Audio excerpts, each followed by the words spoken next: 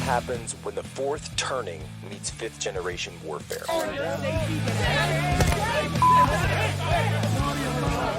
A commentator, international social media sensation, and former Navy intelligence veteran. This is Human Events with your host, Jack Posobiec.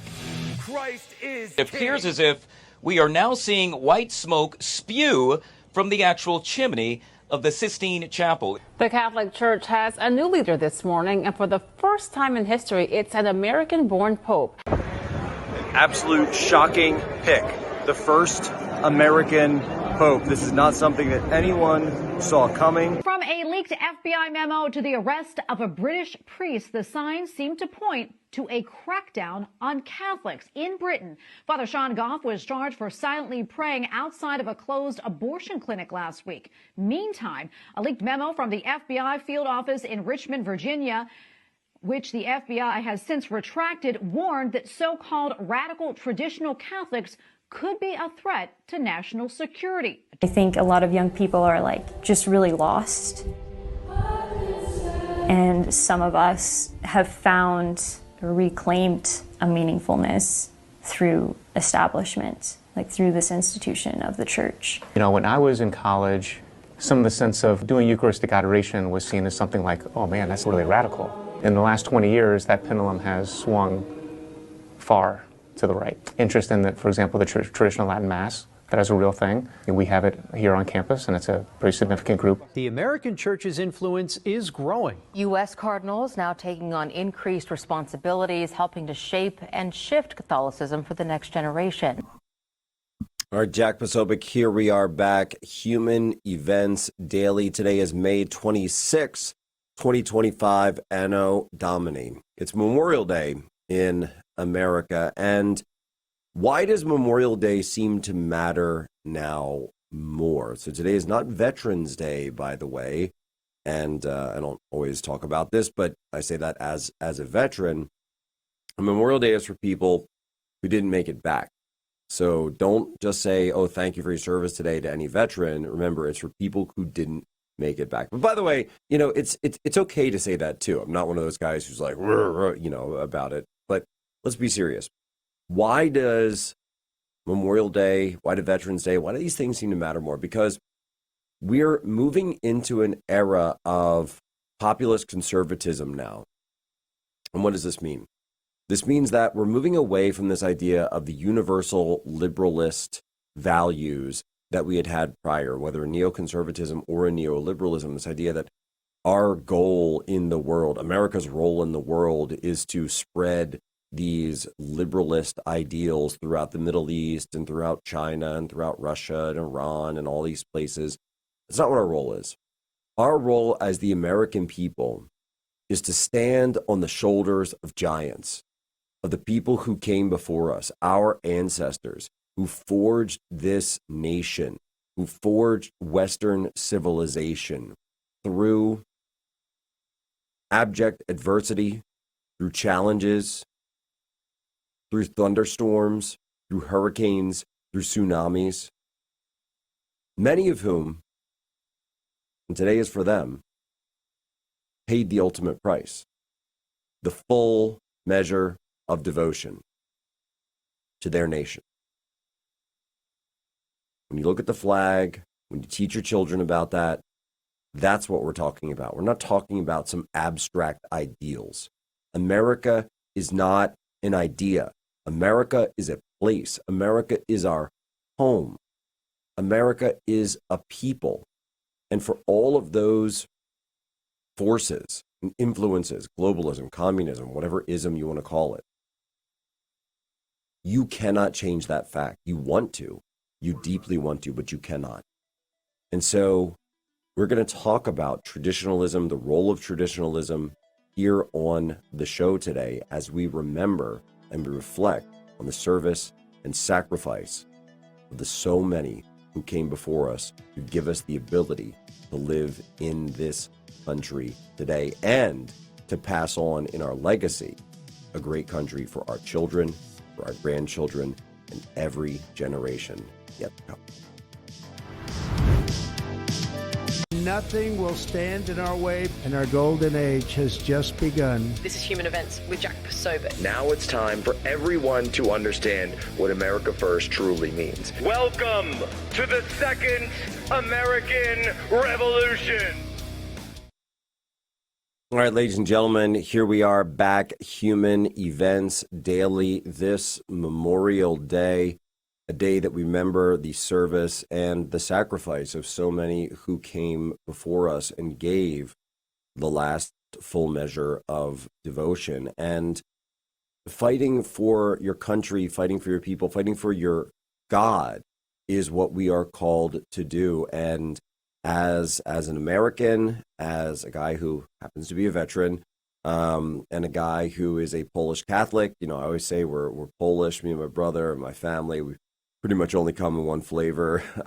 Poles are always like that. We just got back from covering this conclave over in Rome at the Vatican, and we have the appearance now of a new pope, being Pope Leo XIV, and one of our sponsors for that coverage was the great organization Catholics for Catholics that's really been fighting for our country, fighting for President Trump, fighting to bring back these traditional ideals, not just into the church, but into our country, and really challenging other Catholics to say, wait a minute, guys, this isn't the country that we fought for. This isn't the country that our forefathers fought for. We need to be good Catholics and be stewards of this nation, not just sit there and, do the things like Catholic Charities were doing and so many others, helping to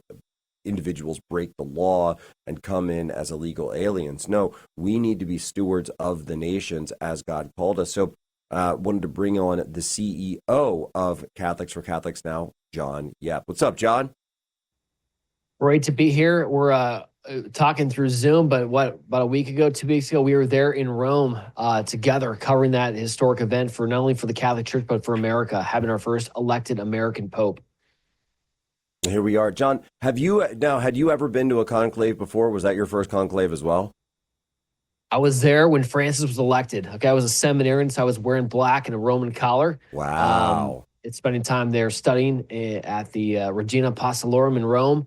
And we got the notification just like you had with Cardinal Prevost, and we all ran down to the square. I think I ran about 2 miles and hitchhiked the rest of the way, and was there the moment when Pope Francis came out. So, not my first time, but truly never gets old. What would you say? And just my own curiosity, was there much difference between the two?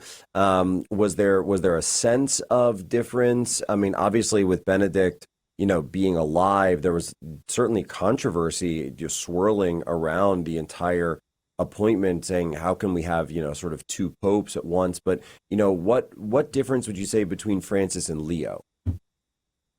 Definitely a difference. In some ways, in other ways not. I mean, you had, of course, back February 2013, you had the Benedict resigned, the first time in roughly 500 years that a Catholic pontiff resigns from the papacy. And then that iconic shot of him flying away in a helicopter over to Castel Gandolfo in the distance. And it was like, okay, we're without a pope, but he's still alive, but we're without a pope. And then just about a month later, March 13th, is when Pope Francis is elected, right? Jorge Bergoglio. Initially, not so much of a difference, but then as we saw, what I believe, as do others, that this was one of the most devastating pontificates really in the history of the Catholic Church on so many different levels. You probably would agree, Jack, in some respect, not only doctrinally on what happened, just if you're a Catholic and you care about these issues, the obfuscation of doctrine, marriage and the family, the Eucharist, the blessing of same-sex couples, you name it. You got that, but then you also have the geopolitical side. And I know we're going to get into that. It's one of your fields of expertise with the whole unholy alliance with the Chinese Communist Party and what that did. And then, of course, the sexual cover-ups, people like McCarrick, Father Rupnick. So devastating in a lot of ways. So this current conclave that we just had, it was extremely important, not only for the church, but for the world. Well, and John, you know, the biggest issue when we look at all of this and where you saw Pope Francis and President Trump getting into it was this issue of illegal immigration and the issue of borders. And Francis would come out. And by the way, you know, I've always tried to be fair and say that Francis also did hold the line on abortion. He held the line on That's true. On war. He was anti-war. So I've always tried to be fair. And every time I talk about him, I say, I'm going to say this as well, because it wasn't sort of a left versus right kind of dichotomy. It doesn't really work that way when it comes to world leaders, but he does wade into politics. But by the way, John, let's actually dispel something for people too who are not Catholic, because we get this all the time. When the Pope is speaking out on political issues, is that something that all Catholics have to follow? Or is that simply a bishop giving his opinion? It's given his opinion, right? So an infallible statement has a very specific formula that needs to be uttered when he is speaking. It also has to be in line with what previous pontiffs have always and everywhere taught, okay, previous popes. He can't just make up anything he wants on faith and morals. And last but not least is it must be rooted in sacred scripture. So those three benchmarks are really define an infallible statement from the Pope. So when he talks about a political issue, an opinion, we're not, you know, we're required to give it respect, but we don't have to have our firm belief behind that statement, right? Because he gave off the cuff remarks all the time. And I don't know, Jack, even like, okay, what do you think about this? So you got, yeah, he was super strong on the abortion issue. He had statements like, someone who gets an abortion is like hiring a hitman. Typical Pope Francis, just super blunt, right?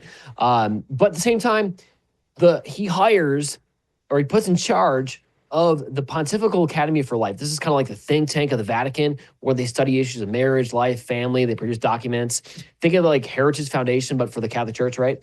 And guy in charge of it is Archbishop Paglia, a guy who thought that abortion in Italy was a great thing to have, and it was part of justice of society. So he's the Pope of paradoxes. On one hand, he says these statements, but on the other hand, his actions often do something else, which I'm grateful that Pope Leo, one of the first acts he just did in terms of appointments, is he replaced Archbishop Paglia and named Cardinal Reina, who's much more orthodox, to head the Pontifical Academy for Life. No, and I saw that as well. So these are huge, huge moves. By the way, so something that I want people to know when we're talking about these infallible statements given by the Pope, I believe in terms of the extraordinary magisterium. So this is the papal declaration that's come out in terms of the highest form of an infallible statement by the Pope in 2,000 years of church history. It has only ever been used twice. It has been used 2 times. So these are not, these are very, very rare. Once for the Immaculate Conception, and then again for the Assumption of Mary, 1854 and 1950. These are not common things. And so when the Pope comes out and he's giving his opinion on political matters, and we'll talk about this, J.D. Vance and Marco Rubio going to meet with him, President Trump talking about brokering some potentially a peace deal with between Ukraine and Russia, maybe some others. What we're talking about is his influence as a world leader, which can be extremely useful, like we saw during the papacy of John Paul II, to fight the Soviet Union, because his power as a symbol. And John, I'll tell you, I'll preface this a little bit here. We're coming up on our first break, but what I'd love in my heart of hearts, what I'd love to see is Pope Leo going and speaking to the people of China, going and speaking to the people that are there living under the Chinese Communist Party. The fact that this deal played a role we're hearing reportedly played a role in the conclave itself. We're going to get into all that and more. Can Pope Leo go and open up the hearts of China? We'll be right back. Jack Posobiec here, Human Events Daily.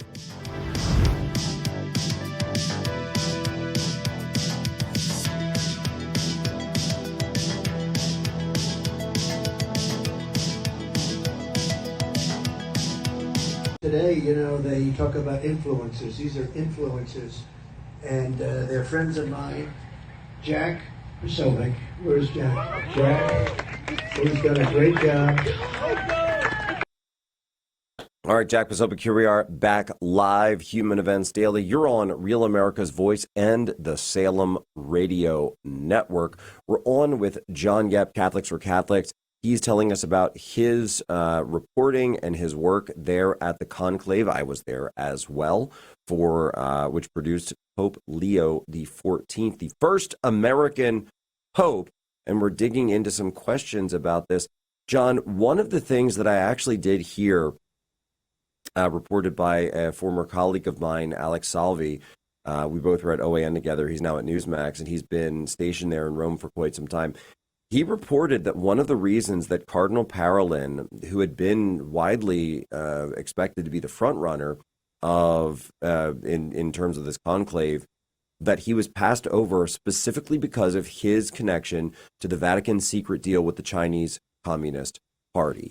And that specifically, it was the Asian cardinals sort of banded together. Cardinal Zen, of course, flew from Hong Kong to the conclave to make this case that deal and any connection to it need to be shot down. Have you heard this as well? Have you heard this reporting, and what is your sense of it? Heard the same thing, that one of the primary reasons he was taken out as the front runner, besides the health scare that he had early on in the preparatory meetings, whether that was true or not, that also shook the Cardinals up, along with, like you said, the secret China Vatican Accord, called secret because we literally don't know the contents of what actually has transpired in that deal, where we know one thing is that the Vatican has allowed, for the first time really in her history, a foreign entity to basically name the bishops of our Catholic Church, right? So that's never been done before. So why was that done for Chinese Communist Party when they openly persecute Catholics and Christians and Uyghur people, etc.? That's a mystery. So Parolin has his hands stained with that. And that's one of the first things that we're praying that Pope Leo rescinds right away. And I love the way you put that, though, because that is exactly what it's like. It's this idea that it specifically, like the Uyghurs, that we understand that these are people that are being completely mistreated by their government.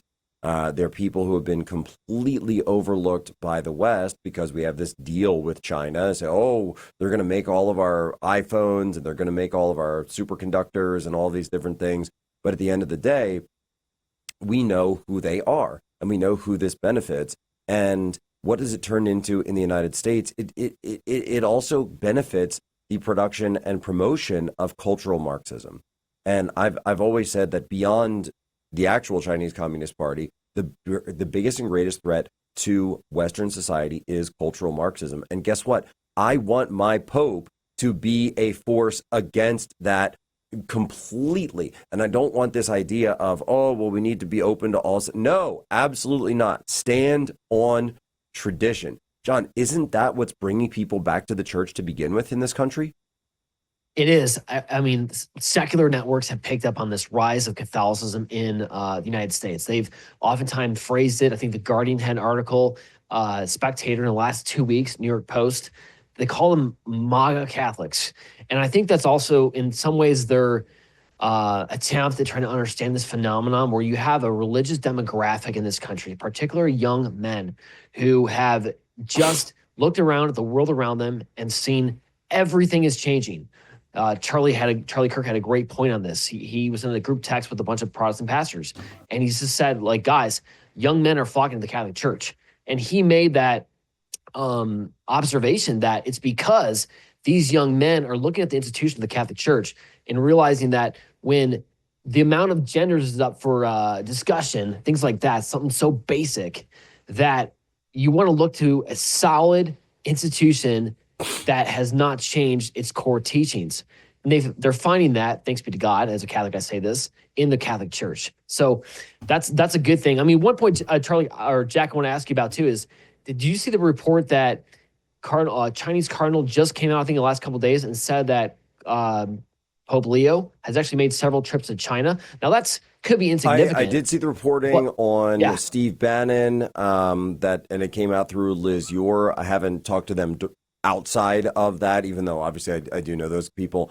And if it's true that he's made trips to China, I've made trips to China as well. I Exactly. think that this Right. is something that I would love to hear. I would absolutely love to hear him talk about publicly and talk about the issues of being Catholic in China and what the government there. I mean, John, we have a quick break, but I'll tell you more about it afterwards. When I went to go to church, I used to have to show my passport to Chinese police officers to prove that I was an American citizen, that I was not a Chinese citizen, and they could write like a check mark down of who was going to church in Shanghai. I want a pope that's actually willing to fight back against the CCP. We'll be right back. Quick break.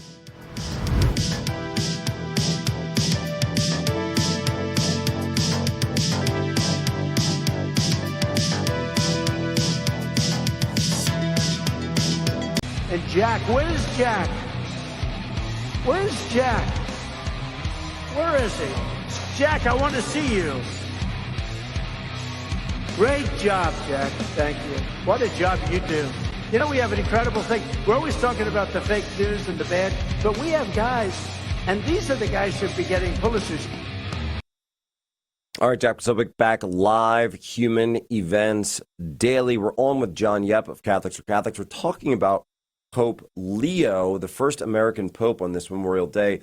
John, so we also saw that, that notwithstanding, Pope Leo, we've talked about how we want him to really take a strong voice towards the Chinese Communist Party, towards China directly.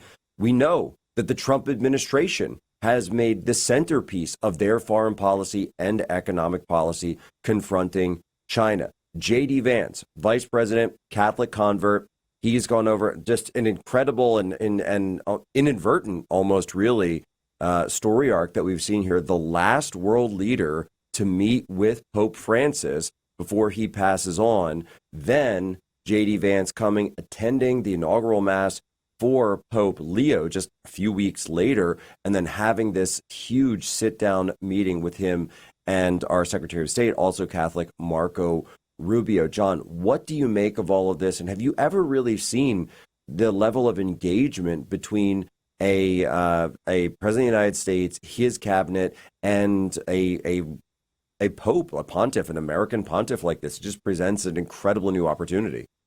It's an opportunity. This is almost reminiscent of the 1980s when Ronald Reagan basically established a working relationship with the Vatican. It kind of existed in some way, shape, or form prior to Reagan's election, but it was during his 2 terms that, the evil empire speech was said, given, and then Trump or Reagan began that incredible relationship with St. John Paul II, which ultimately led to the downfall, as you said, of the Soviet Empire.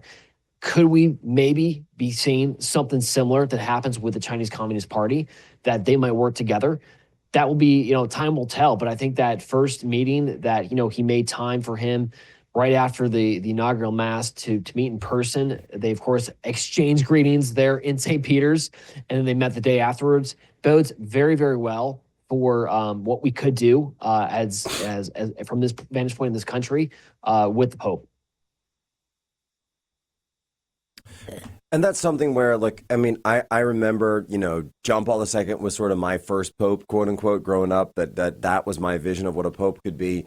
And as a guy who is Polish, what he meant for the Polish people, and even today, what he means for the Polish people, when you go to Poland, you see statues of John Paul II everywhere. You see photographs, icons, you see everything's named John Paul II this, John Paul II that, and streets and towns and children, it's just right. everywhere. It's just literally everywhere.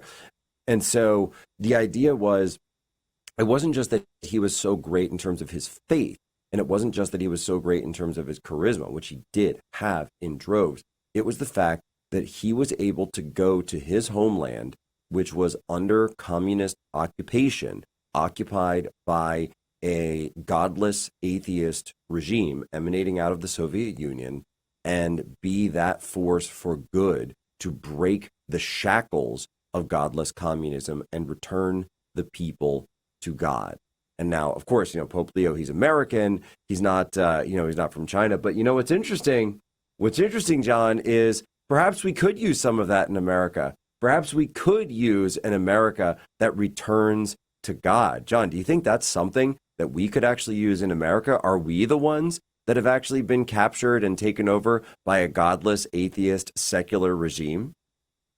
They tried in many ways, and they almost did so in the last election. But, 40%, the largest Catholic landslide in U.S. election history. So we the people, we the Catholic people, we the faith-filled people, better said, rose up and understood what was at stake, and we fought back. So we pushed, a temporary win. I mean, the battle's just beginning, but I do see that. I see because when you start to lose something that you love, you pursue it with even greater fervor and zeal. But John, I mean, I guess just to sort of elucidate what my point there.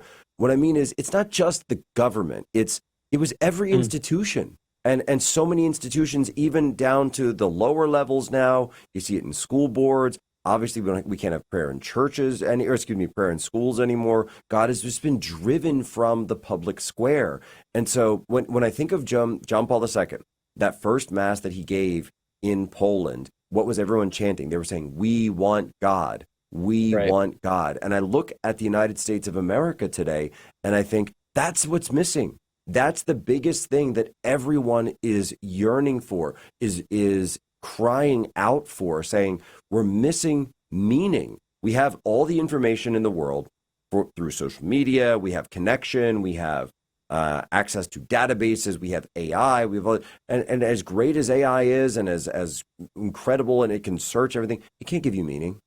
It can't provide meaning for you. And so everyone's trying to make sense. And I think that's why Gen Z, these Zoomers, they're saying, these institutions don't work for us. What does have meaning? And it's God.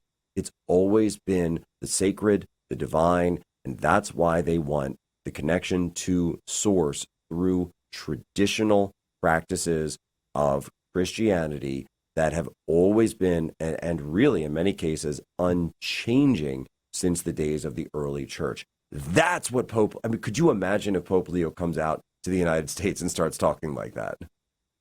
That would be phenomenal. And I agree with you, Jack, that our institutions have been infiltrated, right? Even the very structure of the United States, the Catholic Church, the United States Conference of Catholic Bishops, it became just in many ways an operating arm of the Biden administration, where it was cut. 50% of their funds were coming from federal grants, right? Which kind of just laser focused their minds on receiving those grants and then helping with the illegal invasion at the southern border. When you get that kind of distraction, monetary distraction, that's an infiltration of a system which is designed to be, like the founding fathers saw it, as indispensable support for America, our faith, the religion, the churches, right? So Pope Leo, could he have a role in freeing the church back up so that she can be just a voice in the public square again, like John Paul II? I think so. And that'd be so incredible. Think about it, a John Paul II for America.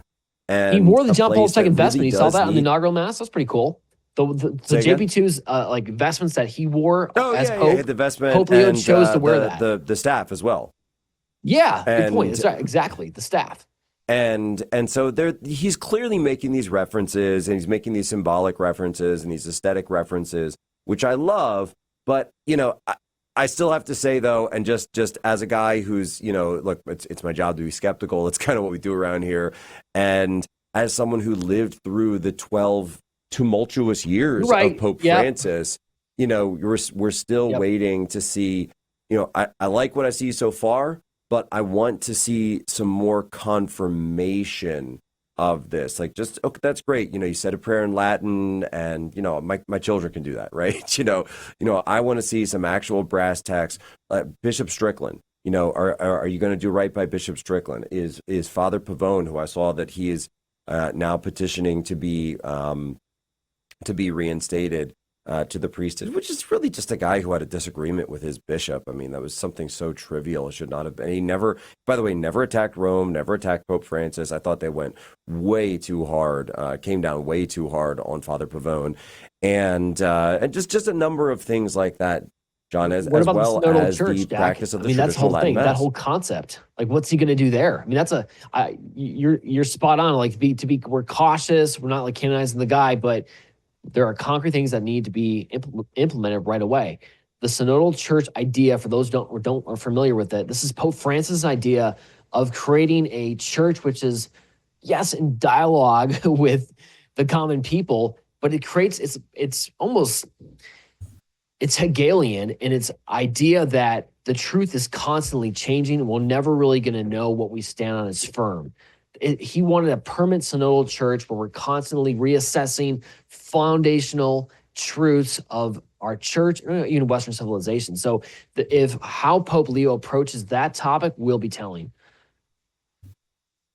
No, I think that's exactly right. And so, we need, as Americans, to remember that these are things that our founding fathers actually believed. Our founding fathers actually and literally believed that America, and at the time they say, well, what about pluralism? And what about religious freedom? The founders always envisioned America, and America always has been, from the time of the founding and is today, a Christian majority nation. It just truly is. And so the idea of non-establishment of religion in this country was not a ban on religion. The idea was there would be no Church of America, the way that the Anglican Church is the Church of England, where the king sort of replaces the Pope and becomes the leader of the church as well as the leader of the country. That America was never going to do that. But this idea that we would ban religion, that we would ban Christianity, John, that has nothing to do with our country's founding at all. In fact, the founders, I believe, would be abhorrent. Did you know, and I pulled this up, I was arguing with some lib the other day, and I pulled it up and I said, Thomas Jefferson himself, Mr. Separation of Church and State, they always say, he used to attend Christian services that were held every single weekend in the well of the House of Representatives in the U.S. Capitol building. That's the way that our country used to be, and that's just American history. And John, they hate it. They really hate it, don't they? They absolutely hate it. I mean, George Washington himself gave a sizable donation to one of the first Catholic churches ever in the United States, in Virginia, on March 17th, actually, Patrick's Day. So, he had images of the Blessed Mother and St. John the Apostle in Mount Vernon. They're still there to this day. So obviously the founding fathers had such respect for religion. And going back even to the way the Catholic Church viewed America early on, don't forget Benjamin Franklin's visit to France, 1790s. He met with the ambassador to France, who also served as the ambassador to the United States. And the ambassador, on orders from the Pope, basically asked Benjamin Franklin, hey, are you okay with these bishops? We're going to name John Carroll as bishop in the United States. And Benjamin Franklin's response was, we here in America, we respect your freedom of religion, okay? You can choose whoever you want to, okay? Which is interesting. Juxtapose that 250 years later with what the Chinese Communist Party is doing. They are the ones naming bishops, okay? And so it's an interesting interplay. We obviously know that our country is, as the Supreme Court, one of the most underlooked Supreme Court decisions is the 1892 decision, I'm forgetting the name of it, where SCOTUS came out and said, this is a Christian nation. Folks, we need to remember that. We need to remember our history and America's unique role in this world today on Memorial Day. We'll be right back.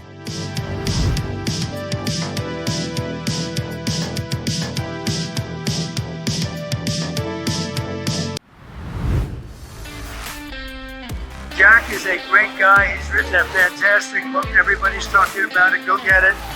And he's been my friend right from the beginning of this whole beautiful event. And we're going to turn it around and make our country great again. Amen. At Turning Point USA, what we are doing every single day is we are dedicating ourselves and our staff and our students and our activists for a full revival of America. Get ready to launch into the future of freedom at the largest student event in the nation. SAS is back. Join thousands of fellow students ready to pioneer a bold new era for America at our Student Action Summit. and we're bringing in the biggest voices in the movement. Featuring Charlie Kirk, Tucker Carlson, Steve Bannon, Dr. Ben Carson, Congresswoman Anna Paulina Luna, Brandon Tatum, James O'Keefe, Benny Johnson, Jack Posobiec, and more. From July 11th through 13th in Tampa, Florida. Register now at SAS2025.com. All right, Jack Posobiec, here we are back. Final segment on this Memorial Day. You're live on Real America's Voice, the Salem Radio Network. We're on with John Yep, the CEO of Catholics for Catholics, and we're talking about how, in many ways, this new American Pope, we're hoping and we're praying, in fact, we're praying that the new American Pope can lead to a revitalization and a reawakening that's really already going on, but perhaps even fan the flames of this fire and passion for the Lord, and a reminder that America has always had Christianity at its heart. And John, it's Memorial Day, and as we talk about this, and when I look back at you think about the America's war history, our military history, Lexington and Concord, the Revolutionary War, the Civil War, the War of 1812. The country that those people were fighting for, even all the way up through World War I, World War II, the boys of Normandy were not fighting for a godless, atheist, cultural, Marxist, moral, relativistic, non-nation state, universal, liberal. No, they were fighting for the America with the American values rooted in the Holy Bible. That's what they were fighting for. That's what they wanted. That's what they died for. That's the country as it's always been constituted. And I just hope and pray that this new American Pope can play a role in that. If you doubt what Jack just said, that they were fighting for the ideals of from the Bible as a Christian nation, just go look at Arlington Seminary. There's a reason that 90% of the headstones, what are they? They're crosses. Okay, these men understood. That's right. They're all crosses, right? Of what it was about, right? I think it's also fitting. I know this would be better for Veterans Day, but the fact that Pope Leo was elected Pope on the 80th anniversary of Victory in Europe Day, and his own dad was a World War II veteran, right? Landed at D-Day, actually manned a landing craft, right? So it's just significant that we've kind of this beautiful, amazing country that, as we celebrate Memorial Day, has given not only these incredible leaders, J.D. Vance, Marco Rubio, that are on the front lines for us, but are meeting now with the first ever American-born Pope. Again, jury's out on how his pontificate will be, but for the moment, we'll take the good things that we can from what this could be. And it's so incredible to sit here and say, and look, there's all the reasons. We've talked about this, and I've been on War Room with Steve Bannon and Ben Harnwell and everyone else. And were there financial reasons for picking an American Pope? Of course. Were there economic reasons? Of course. Were there political reasons? Of course. And the media is making much hay of what I had to say about that on the day of his election. And I was analyzing, people say, oh, Posobiec is criticizing. I'm analyzing. Okay. I'm analyzing the situation. Fair analysis, man. Explaining what I think went down in the conclave. That was off the top of my head. Now we're getting more information out. It actually lines up quite closely with what some of the things I was talking about. I was really pounding on that CCP deal. Turns out that was a huge part of this as well. But John, I think this is the hope. This is the real hope, and not just by the way of the United States, but the whole world. The whole world. It's we as Christians, as Catholics, we want the world to turn to Christ. That is the goal, and I believe it was the former Pope Leo the 13th, who said that if you believe all religions are the same, then that's the same thing as atheism. He did say that. That was a formal document, the Abu Dhabi document in 2019. You can argue all you want about Francis' pontificate, but the fact of the matter is he put his name to a document, like you said, which said that God wills the plurality of all religion. No, he doesn't. Okay. Jesus Christ came for one specific, to show one path to heaven, right? So I think this is the moment as an American, even if you're not Catholic, I think you should take great pride in what our country is. The financials, you brought that up. It's a fair analysis because here's the reality. America funds most of the Vatican. Okay, our economy, our prosperous nation that God has given us. We've one of the most generous nations in the world, and we've in turn given it back to the Vatican. We pulled back the past 12 years because we saw this quasi-communist leader changing what we've believed as Catholic for centuries. And what we need to do this was is on the table remember as it that should be on the table. America is a gift from God, a blessing from God, and we should create a country that's worthy of God. John, where can people go to follow you and get more information about Catholics for Catholics? You can go to CforC.com, Catholics for Catholics. We are here, along with many other groups, to be on the front lines of making this country great again, putting God at the center of it. Christ is King. Ladies and gentlemen, as always, you have my permission to lay ashore.